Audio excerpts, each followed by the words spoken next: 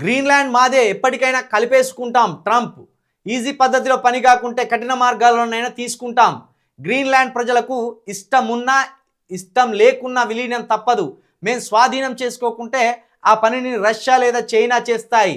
అవి తమ పొరుగు దేశాలు కావడం ఇష్టం లేదన్న యుఎస్ ప్రెసిడెంట్ పుతిన్ను ఎత్తుకురావాల్సిన అవసరం లేదని కామెంట్స్. పుతినే మొండిమోడ అంటే పుతినని అంత అంటే మళ్ళీ పుతిన్ను కూడా కిడ్నాప్ చేస్తాను. అంటే చూడు ఎంత తెగబడతాడు ట్రంప్ ఉండగానే మరి ఏమన్నా మళ్ళీ ప్రపంచ యుద్ధం వస్తుందా ఏంది? గ్రీన్లాండ్ను స్వాధీనం చేసుకుంటాడట. ఒకవేళ గ్రీన్లాండ్ను అమెరికా స్వాధీనం చేసుకోకపోతే రష్యా చైనా స్వాధీనం చేసుకుంటుందని లేని ఐడియా ఈయన ఇస్తాడు. లేదా ఆ రెండు దేశాలను సాకుగా చూపి ఈ గ్రీన్లాండ్ను దక్కించుకోవాలని చూస్తాడు. గ్రీన్లాండ్ను చైనా కానీ రష్యా కానీ దక్కించుకుంటే అవి మా పక్క పొంటి ఉండడం మాకు ఇష్టం లేదు కాబట్టి మేమే గ్రీన్లాండ్ను స్వాధీనం చేసుకుంటాం. అది అక్కడి ప్రజలకు ఇష్టం ఉన్నా ఇష్టం లేకపోయినా, అంటే బలవంతపు లవ్ అన్నట్టు. ఇది వన్ సైడ్ లవ్ లెక్క, ఇష్టం లేని పెళ్లి లెక్క.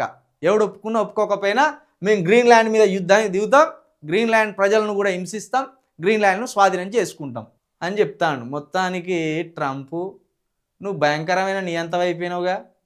పైగా ఏమంటాడు, మొన్న నాకు ఒక్క నోబెల్ బహుమతి కూడా ఇవ్వలేదు ఎవరు. ఇదైతే చిత్రం. నోబెల్ బహుమతి ఇవ్వాలట.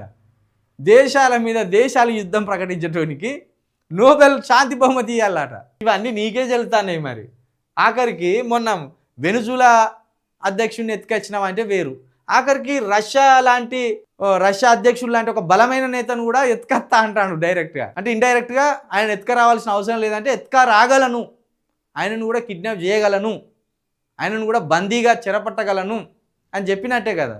ఇక మరి రష్యాను పుతిన్ను వాళ్ళనే చెరపట్టినప్పుడు ఇక మన టొంటలను ఇంకేం చేయాలి? ట్రంప్ నువ్వు మామూలుగా కాదు కదా, రెచ్చిపోయినావు మొత్తానికి.